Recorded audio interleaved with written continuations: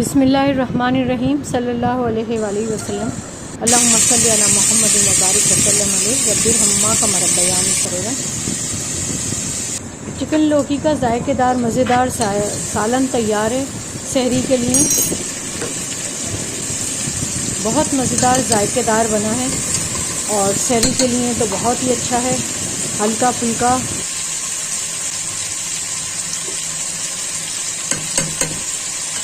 चलिए स्टार्ट करते हैं इसको बनाना। बिस्मिल्लाहिर्रहमानिर्रहीम।